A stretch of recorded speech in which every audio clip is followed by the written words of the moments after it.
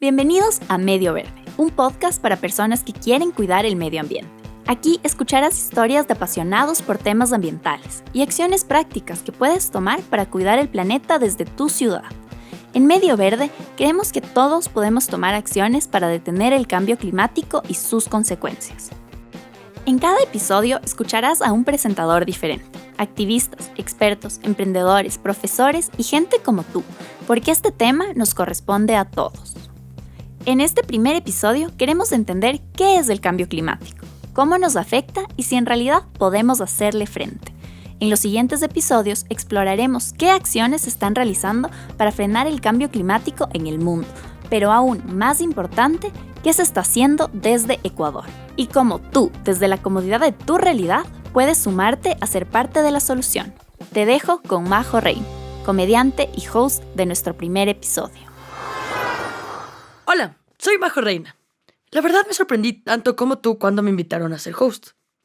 Yo no sé nada de medio ambiente y no soy una estrella de Hollywood como Leo DiCaprio, quien dona millones a causas medioambientales, va a marchas por las defensas de la Amazonía y protagoniza películas satíricas sobre medio ambiente de las que todo el mundo habla. Más bien, me sorprende que me hayan invitado como host de este primer episodio de Medio Verde, porque mi mayor logro fue haber ganado un premio ambientalista en el colegio, por reciclar 2 botellas. Yo sé, algo es algo. Y la verdad creo que justamente por eso me invitaron, porque es importante demostrar que esto que está pasando con el mundo no es solo para activistas y científicos, y que aunque te obligaron a reciclar en el colegio como a mí, puedes preocuparte por el cambio climático y sus efectos. Todos podemos hacer cosas para cuidar el planeta. Soy Majo Reina, soy comediante, y estoy aquí para entender qué onda con esto del cambio climático, la crisis ambiental, y si en realidad hay algo que podemos hacer para no morir en un apocalipsis ambiental. Así que quédense con Medio Verde, que vamos a entender qué mismo es el cambio climático.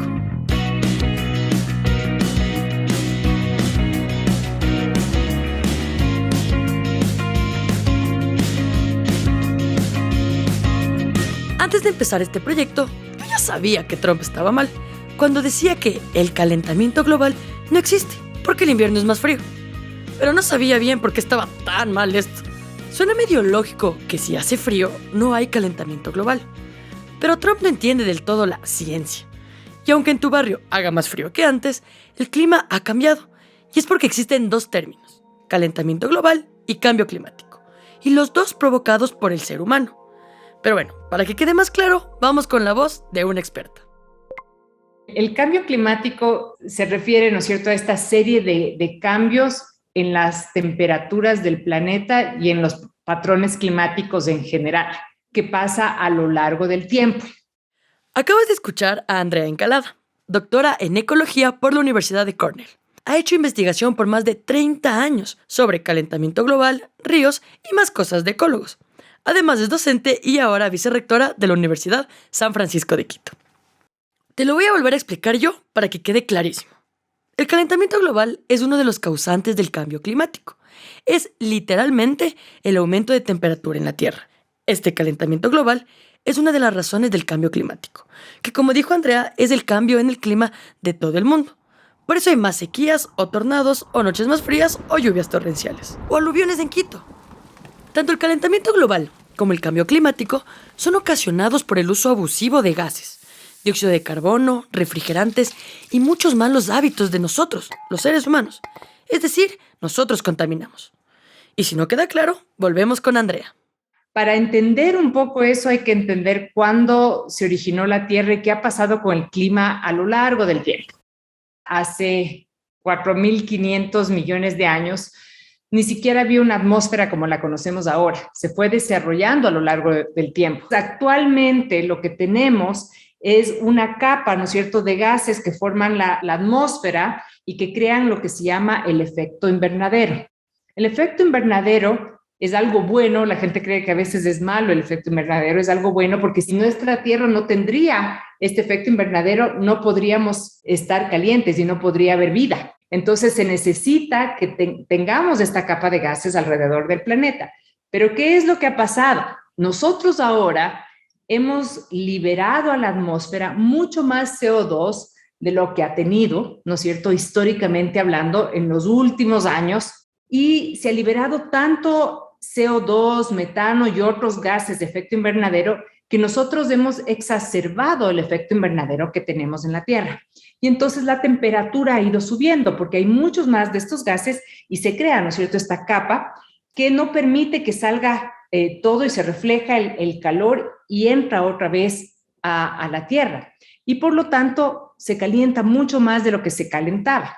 Desde el siglo XIX, más o menos, empezamos a tirar muchos más de estas emisiones, de estos gases de efecto invernadero, y por lo tanto hemos visto un crecimiento casi exponencial actualmente de la cantidad de CO2 que tenemos en estos últimos 200 años. Básicamente ha crecido muy, muy rápido. Y por lo tanto, esto está teniendo impactos bien graves en cómo los organismos reaccionamos a este cambio de temperaturas y si podemos adaptarnos o no a este cambio de temperaturas, ¿no es cierto? El organismo al final tiene que tener una tolerancia a estos rangos de temperatura, pero si ya no alcanza tu tolerancia, eso significa que posiblemente el organismo se va a extinguir. En resumen, el cambio climático se debe al calentamiento global. Y esto no se trata solo de un verano más caliente, ¡ay, qué rica la biela así! No, es un aumento de la temperatura en todo el mundo. Y esto importa, porque si sube la temperatura, toda la vida en nuestro planeta se ve afectada. El cambio climático produce, además de todos los desastres que ya mencionamos, que muchas especies de animalitos que no puedan adaptarse mueran. Hay cultivos que dejan de ser posibles y algunos recursos como el agua bebible se reducen. Todo esto quiere decir que el futuro de los humanos se complica, porque nosotros somos consumidores de estos cultivos y recursos. Y si ahora estás pensando, pero si la temperatura del planeta siempre cambia por diferentes razones, ¿qué tengo que ver yo y mi aveo tuneado? No, aquí vamos. Cuando han habido esos episodios catastróficos grandes, justamente después de eso ha desaparecido mucha de la vida en la Tierra y después ha vuelto a resurgir la vida, ¿no es cierto?, a evolucionar las especies con esos nuevos cambios. Entonces, por ejemplo, ¿no es cierto?, cuando hablamos de la desaparición de los dinosaurios, los dinosaurios desaparecieron, pero no desapareció toda la vida en el planeta. Ciertos organismos, ¿no es cierto?, se adaptaron y sobrevivieron justamente a ese meteorito que cayó. Y esas especies que sobrevivieron empezaron a reproducirse y se dio una explosión de la vida. Y después vinimos un montón de especies que estábamos adaptadas justamente a ese nuevo clima, a ese nuevo ambiente, ¿no es cierto? Y eso es normal en la Tierra cuando ha habido esos cataclismos, ¿no es cierto? Algo muy grande en el planeta, pero lo que notamos ahorita nosotros, ¿no es cierto?, es que ahorita no ha pasado ningún efecto planetario grande, ¿no es cierto?, natural, sino que hemos sido los seres humanos, y por eso llamamos a esta época el antropoceno.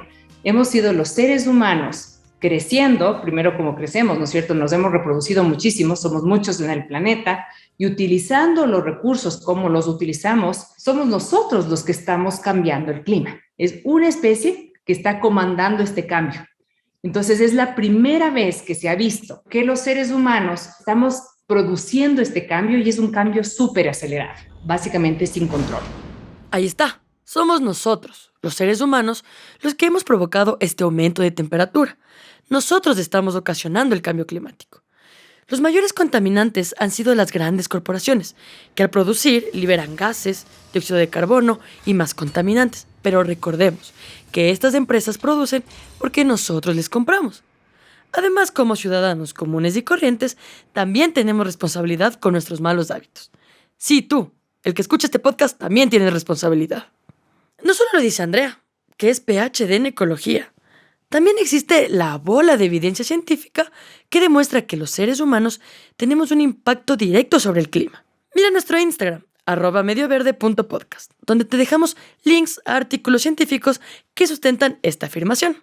Ahora, si sigues pensando, pero mejor que el clima sea más calentito, Y lo que hemos visto es que sí hay organismos que son mucho más sensibles a estos cambios y otros organismos que en cambio son más tolerantes a los cambios, ¿sí? Pero de que esto está afectando de muchas formas diferentes. Y de lo más importante que vemos, ¿no es cierto?, es que este calentamiento al final va a traer unos cambios importantes en el clima. Por ejemplo, los patrones de precipitación pueden cambiar muchísimo. Y entonces, ¿cómo se distribuye el agua en el planeta? también va a cambiar debido a las temperaturas. Y entonces ciertos lugares se van a hacer más secos, mientras otros lugares posiblemente tengan más lluvias. Y también lo que se ha visto, y esto es algo que se repite una y otra vez, es que los cambios extremos en el clima, como los tornados, los huracanes, van a ser más frecuentes de lo que eran antes. Ya lo estamos viendo, ¿no es cierto? Están ocurriendo más y más seguido producto de este cambio climático. Y las consecuencias no solo son especies desaparecidas en la selva lejana u olas de calor que matan a gente en Europa. En Ecuador hay zonas en la sierra, por ejemplo Riobamba, en donde las conocidas heladas son más frecuentes. Las heladas no son helados en femenino, son procesos en que el clima se vuelve repentinamente frío y los embrios se echan a perder antes de poder ser cultivados. Por otro lado, en la costa es más difícil pescar, porque el clima del agua de nuestras costas ya no es el óptimo para los peces. Ya en el 2012, los pescadores del Cantón Playas reportaban que cada vez es más difícil encontrar mojarrita, cachema, chuhueco en sus redes. O sea, ya no te vas a ir a poder pegar tu pescado frito con papas, básicamente.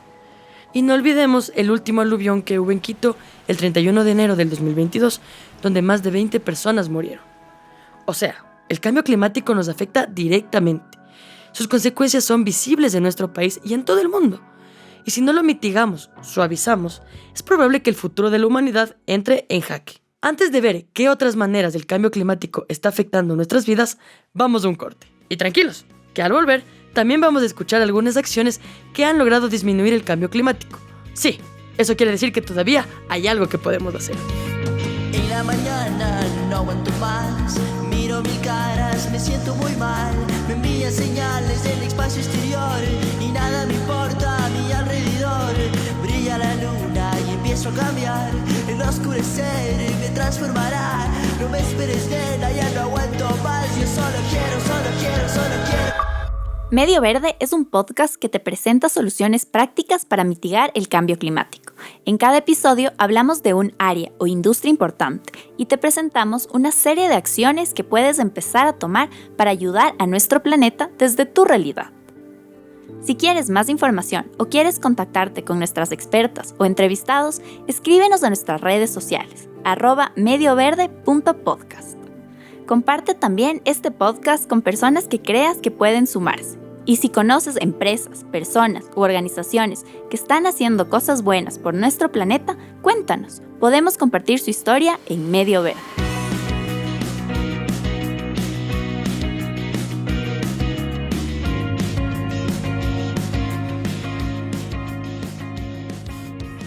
Antes del corte, explicamos qué es el cambio climático y cómo nos afecta en términos generales. Sin embargo, hay algo igual de importante que tenemos que resaltar. El acelerado cambio climático es provocado por nosotros, los seres humanos, y casi el 100% de los gases que producen el calentamiento global se producen en la ciudad. Y aunque desde las ciudades no vemos cómo las sequías afectan nuestro campo y reducen nuestros cultivos, o cómo es cada vez más difícil pescar, somos los habitantes de la ciudad los que más consumimos estos recursos. Podemos estar muy cómodos comprando en los mercados, pero todo lo que consumimos viene del campo, del mar, de nuestros páramos. Y aún así somos nosotros los que más impacto tenemos sobre el clima, los que más contaminamos. Nosotros vivimos en un mundo urbanizado. Más del 70% de la población mundial vive en ciudades y ese número solo va a seguir creciendo en los próximos años. También el 70% de la energía que se consume en todo el mundo es en ciudades. Entonces las ciudades son los principales contribuyentes y todas las acciones que pasan dentro de las ciudades son las que contribuyen principalmente al tema del cambio climático y por eso es súper importante que las soluciones ocurran dentro de las ciudades. Ella es Cristina Argüello, máster en Ambiente y Desarrollo por la Universidad de Edimburgo y obvio, también ecuatoriana. Bueno, yo trabajo en C40 Cities y es una red de cambio climático que básicamente lo que busca es acelerar la acción de cambio climático en las ciudades del mundo. O sea, nosotros como ciudadanos necesitamos de todos esos recursos para funcionar como ciudad. Y el problema principal que yo veo es que hay una falta de conexión justo campo-ciudad. Entonces, los recursos que nosotros tenemos, por ejemplo, hablando del tema de comida, empezando por ahí. Pero nosotros como Distrito Metropolitano de Quito solo sembramos o nos podemos todo lo que consumimos, solo el 5% se siembra dentro del distrito metropolitano de Quito. Entonces, supongamos que mañana explota el Cotopaxi, hay huelgas por el norte y huelgas por el otro lado, nosotros nos morimos de hambre. Por eso es súper importante nosotros como ciudadanos tener esa conciencia de esta relación ciudad-región, que las ciudades no están aisladas y que las ciudades tampoco funcionan solas y que justamente dependemos de estos ecosistemas. Entonces, las ciudades se tienen que desarrollar pensando en la naturaleza. Por eso nuestros hábitos importan.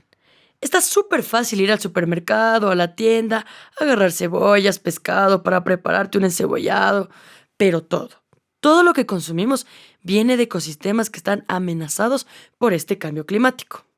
Y también, por ejemplo, el aumento de temperatura está ligado también con la isla de calor urbano. Entonces, en varios estudios hemos visto que hay diferentes espacios en la ciudad, especialmente son estos espacios que no tienen mucho arbolado, mucha cobertura, que la isla de calor urbano es súper fuerte. Y claro, o sea, no llega a un tema de temperaturas súper altas como en Europa, cosas así, porque a temperatura de Quito no llega a ser eso. Pero sin embargo, eso puede afectar a la salud de los quiteños. En Quito no hablamos de temperaturas muy altas porque nunca vamos a llegar a 40 grados como en España, pero sí ese aumento, esas olas de calor que estamos esperando en los próximos años puede tener un impacto directo en la salud de la gente y en especial en las personas más vulnerables, como te mencionaba, las personas que están trabajando en la calle, que no tienen dónde cubrirse, también las personas que se transportan en transporte público, que por ejemplo tienen que estar esperando 15 minutos en una parada y cuando hay estos días de olas de calor les puede afectar. Eso es lo que se está esperando en los próximos años. En ciudades costeras también se espera mucho todo el tema del aumento de las precipitaciones. Y eso tiene un impacto directo en el tema de las inundaciones, que también está ligado con enfermedades, por ejemplo el dengue, la malaria. Entonces eso tiene un impacto directo. Esto quiere decir que no solo es un tema de que será más difícil que haya comida. Ojo, que si hay menos comida, los precios van a subir.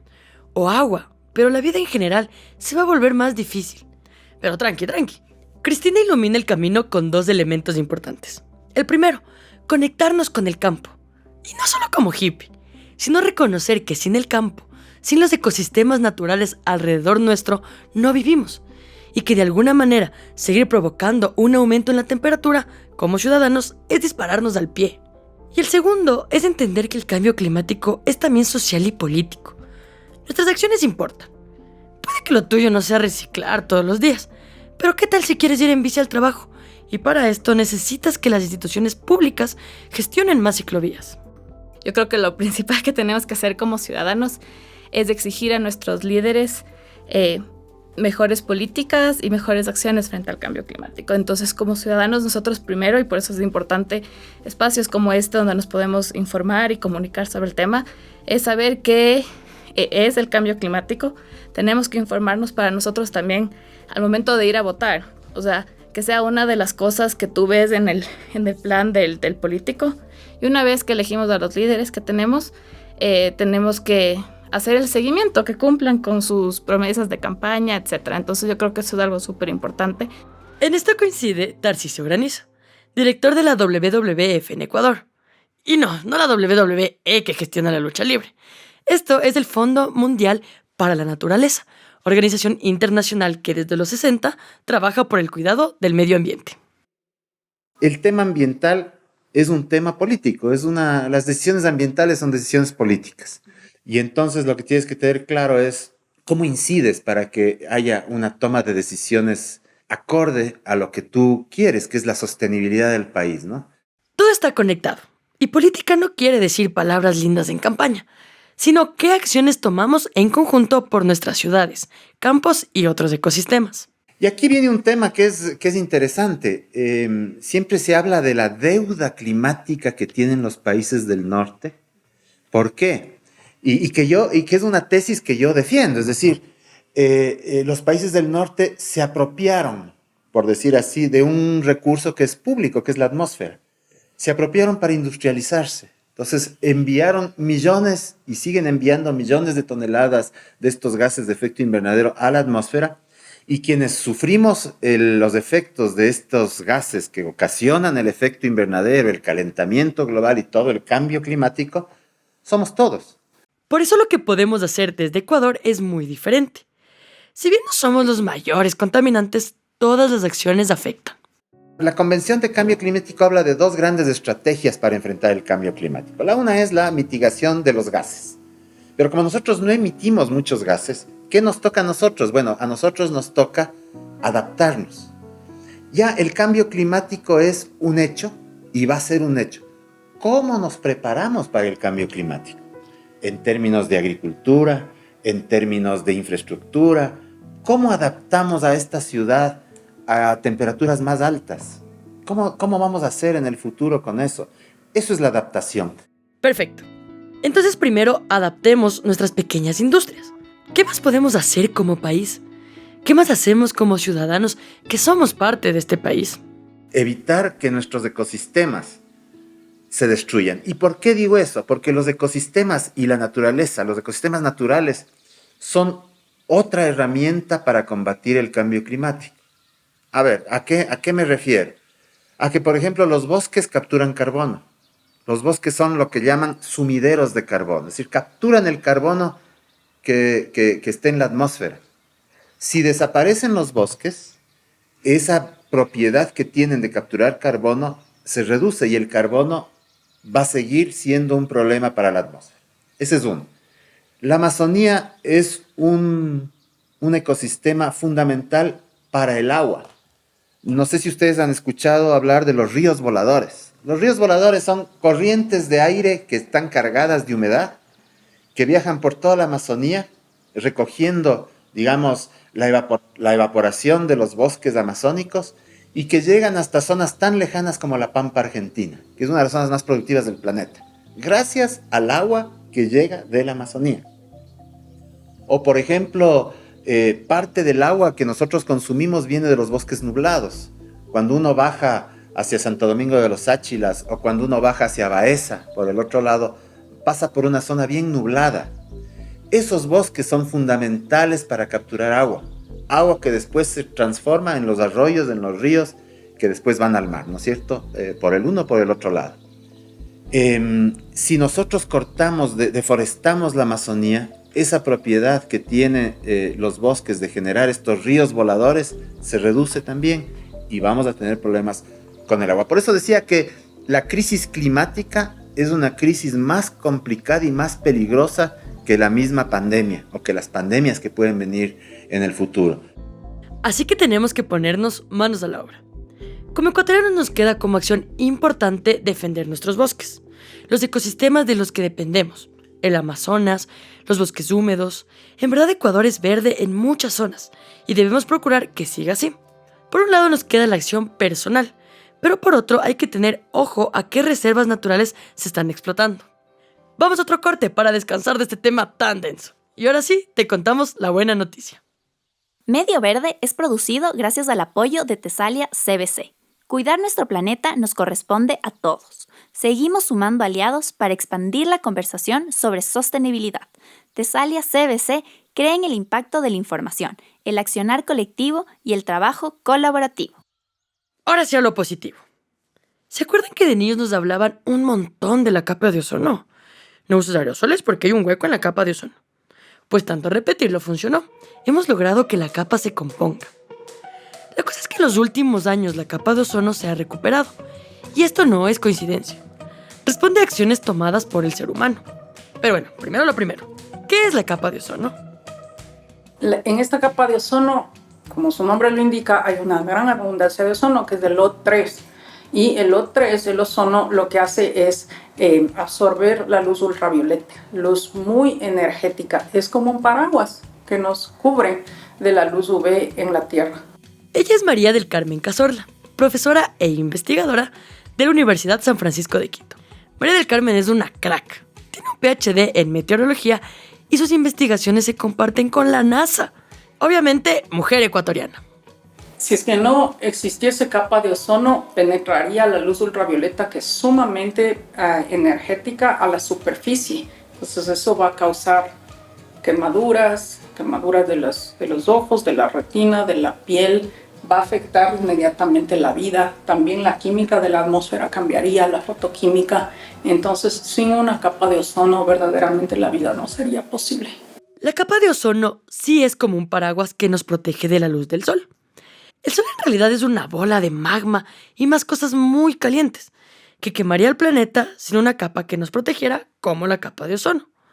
Esta se formó hace millones de años y eso permitió la vida. Pero en el siglo XX se empezó a abrir, o sea, como si un gran paraguas se le empezara a hacer un gran hueco. ¿Y qué iba a pasar? Bueno, ¿qué pasa si al paraguas se le abre un hueco? Te mojas, te llega directo el sol. Pero, ¿por qué se abrió ese hueco? O mejor dicho, ¿quién lo abrió? Desde la década de 1920, los seres humanos empiezan a utilizar una serie de refrigerantes, aerosoles y pesticidas. Tecnología nueva, súper útil para la humanidad, pero lamentablemente estos inventos estaban llenos de componentes químicos que empezaron a hacer un hueco en la capa de ozono. Y como los científicos para este siglo ya podían estudiar la atmósfera, se dieron cuenta que esta relación era directa. Los humanos produciendo y usando estos elementos, estábamos haciéndole un hueco a la protección más importante que teníamos frente a la luz ultravioleta. Cuando hay esta transición o esta especie de revolución tecnológica con todo lo que es refrigeración, se empieza a emitir todos estos compuestos de clorofluorocarbonos. Y ya después, más o menos en los 60, 70, se empieza a observar con medidas satelitales que la abundancia de ozono en la capa de ozono decae, pero sustancialmente. De hecho, se detectó en aquel entonces que en todo el globo disminuyó más o menos entre un 2 y un 4%, que es una cantidad bestial. Y por supuesto se empieza a formar este agujero de ozono en la Antártica. Esto quiere decir que cuando nos dimos cuenta que nos estábamos matando, decidimos cambiar el curso de nuestras acciones. Entonces, los líderes de 197 países se reunieron y propusieron disminuir el uso de este tipo de refrigerantes, aerosoles, pesticidas y sustancias que estaban destruyendo la capa de ozono. Esto pasó en 1987 y el acuerdo al que se llegó se lo conoce como el Protocolo de Montreal, ciudad donde se da este acuerdo. Y ahora hay resultados. Por eso quería contarles esto, para que vean que la acción humana puede mitigar lo que otra acción humana ha provocado. Pero estas acciones toman tiempo en dar resultados. Solo en 2019 se vio una disminución en el agujero de la capa de ozono. Y para cerrar el agujero por completo, deberíamos esperar hasta el 2060. Si continuamos con las buenas acciones, por supuesto. Entonces el exitoso Protocolo de Montreal no solo salva la capa de ozono, sino el día de hoy está contribuyendo directamente a que el calentamiento no haya sido tan grande, hubiese sido muchísimo peor que lo que tenemos en este momento, que hoy es malo.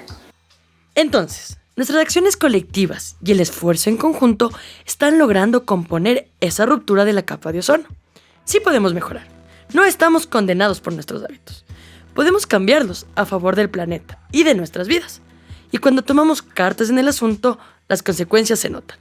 Te dijimos que Medio Verde propone soluciones reales para mitigar el cambio climático. Y Majo Reina cumple. Así que en esta última parte te dejamos algunas recomendaciones de nuestros expertos. Yo creo que hay que partir por pensar que lo poco o mucho que uno haga siempre es importante. Si nosotros, por ejemplo, simplemente dejamos de arrojar plásticos de un solo uso a la basura, y claro, uno podría pensar, claro, yo hago eso en mi casa, pero si somos 16 millones que hacemos eso, ya tiene un impacto. Confío y creo mucho en las nuevas generaciones, ¿no? Yo veo a los jóvenes que están cada vez más interesados en los temas ambientales, que nos enseñan a los adultos a no botar la basura, a no utilizar plásticos de un solo uso, a recoger la basura. Esas pequeñas cosas son importantes. Ahorrar agua es fundamental. Uno cree que Quito es una de las ciudades que más usa agua en promedio en América Latina. Sí, nosotros todavía tenemos esa idea de que el agua es ilimitada, que nunca se acaba, cuando en realidad es un recurso limitado, y más con este problema del cambio climático que podría ponernos en una situación peor. La comida que compramos en los mercados, en los supermercados, viene casi en su mayoría de pequeños productores, y más bien los grandes productores son los que siembran cultivos para la exportación. Esa lógica yo creo que tenemos que revisarla, porque primero tenemos que asegurar la soberanía alimentaria del país y quizás con los excedentes que haya de eso, poder exportar lo que haya que exportar. Este fue Tarcisio de la WWF, y es claro en que no debemos dejarnos vencer por él. Nadie está haciendo nada, entonces para eso no lo intento yo. Si todos reciclamos, por ejemplo, en una ciudad como Quito o Guayaquil, con millones de habitantes, el cambio es muy significativo. Incluso antes de reciclar, podemos pensar en nuestros consumos. Escuchemos ahora a María del Carmen, la investigadora que trabaja con la NASA. Lo que se ha visto muchísimo, sobre todo en la última conferencia de los estados parte, en la COP26, respecto del cambio climático, lo que se vio muchísimo es que la presión de la sociedad, de los jóvenes, de los colectivos, de los ambientalistas, sí tiene un efecto muy poderoso, más allá de toda la evidencia científica que ha habido. Y vamos uniendo el rompecabezas. Por un lado hay que tomar acciones del día a día, personales. Reciclar, reusar, reparar. Pero por otro está en exigir a nuestros líderes y hay que hacer relajo.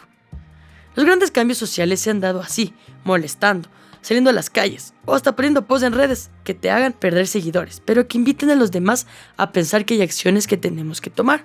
Los cambios pueden empezar con actividades muy pequeñitas. Andrea Encalada, la vicerrectora de la San Pancho, quien habló al inicio de este episodio, te da un gran ejemplo.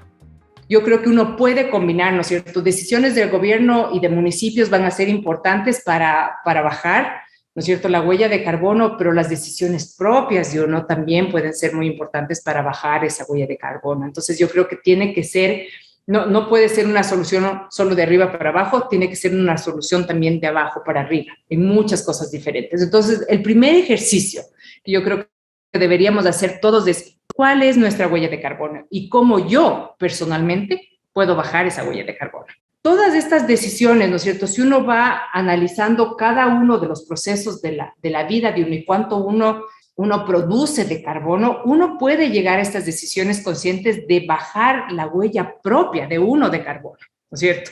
Y decir, ¿saben qué? En mi familia yo voy a tratar de reducir. Y nosotros hemos hecho algo lindo en mi familia, y no digo que mi familia es perfecta en la huella de carbono para nada. Todos utilizamos, o sea, aquí está mi celular, estoy hablando por una computadora que está utilizando energía, todos utilizamos eso. Utilizo agua todos los días. Hay todas estas cosas que son difíciles de cambiar y uno puede ir cambiando a poco, pero sí hay decisiones importantes que yo sí creo que pueden cambiar la huella de carbono de una familia. Nosotros ya hace muchos años, por ejemplo, decidimos no tomar gaseosas, ¿no? Entonces dijimos, en la casa no se compra más gaseosas, no queremos producción de plástico en la casa. Entonces eso fue una decisión consciente, hicimos una promesa justamente en estas épocas de Navidad, dijimos, no vamos desde el próximo año nuestra meta es que no compramos botellas de plástico porque en la casa no se toma más gaseosa, ¿no? Y incluso para reuniones sociales, ¿no es cierto? Que a veces es difícil porque dices, ¿cómo no le voy a ofrecer una colita? Porque alguien dice, quiero una colita. Decimos, no, aquí en esta casa se da jugo y exprimimos el jugo y esa es parte de la filosofía de la casa, ¿no es cierto? ¿Qué nos costó? Y eso que en la casa somos 2 ecólogos y un hijo que se crió con ecólogos. Y a pesar de eso, nos costó llegar a esa decisión. Entonces, sí son decisiones conscientes y que uno tiene que estar pensando todo el tiempo, ¿no es cierto? ¿Cómo yo puedo hacer ese cambio? ¿Y qué cambios puedo en mi vida mejorar? Hay más cosas que puedes hacer sin muchas complicaciones. Por ejemplo, no usar tanto el carro, no comer tanta carne. La caca de las vacas produce demasiado metano, un gas que impulsa el cambio climático. Consumir menos agua, reciclar. Son acciones que sí podemos hacer y que podrían parecer insignificantes, pero aportan si todos lo hacemos. Si es que no reducimos los gases de efecto invernadero, no como Ecuador, sino como planeta, la cosa ya nos han dicho los científicos que vamos a llegar a un punto de no retorno. Es decir, ya no vamos a poder volver a lo que éramos antes y ahí sí va a ser un problema serio en términos económicos, en términos sociales y en términos ambientales, ¿no? Primero a los jóvenes que no se desanimen, porque hay mucha tendencia al desánimo, ¿no? Después de escuchar todos este panorama. Pero yo creo que así como la mano del ser humano destruye, también construye, ¿no? Y yo creo que en los jóvenes está no solo la responsabilidad, sino el derecho de poder cambiar este planeta, ¿no? Así que a los jóvenes que se enteren qué está pasando, no solo en términos de cambio climático, sino también en términos de destrucción del medio ambiente, de deforestación, de extinción de especies, pero que también entiendan que hay soluciones. Hay soluciones y que los jóvenes de hoy van a ser los presidentes, los asambleístas, los alcaldes de mañana, los empresarios de mañana, los dirigentes sociales de mañana, y que son ellos los que tienen que tener como parte de sus agendas en la toma de decisiones los temas de estos ambientales. En este capítulo queríamos darles una idea general de qué es el cambio climático. Enseñarles que no es algo que está lejos, con osos, que solo ves de Nat Geo, sino que afecta a las ciudades, te afecta a ti y probablemente hace un dolor de cabeza gigante para tus hijos o perrijos. Pero queremos que te quedes con algo positivo y por eso hablamos sobre la capa de ozono. Porque aunque lo primero que escuchamos del cambio climático es de entrada negativo y nos asusta, como las sequías, lluvias torrenciales, menos alimento, sí hay como tomar acciones para mitigar esta crisis climática. Y estas acciones personales pueden hacer la diferencia. En este episodio compartimos algunas acciones, pero en los próximos seremos más puntuales, porque nos enfocaremos en temas específicos. El siguiente es de transporte y movilidad sostenible. Ahí vas a ver qué opciones se están gestando en Ecuador para movilizarnos sin contaminar y qué puedes hacer tú para ser parte de la solución. Por eso comparte este podcast con más gente. Compartir este contenido nos ayuda potencialmente a todos, a ti y hasta a tus nietos. Yo soy Majo Reina, y aunque no vaya a estar yo en los siguientes capítulos, va a haber invitados súper chéveres y sobre todo vas a aprender de conciencia ambiental. Y esto fue el primer capítulo de Medio Verde. Medio Verde es producido gracias a Tesalia CBC y producido por Semilla Pod. Encuéntranos en Spotify, Apple Podcast, Google Podcast o donde quiera que escuches tus podcasts.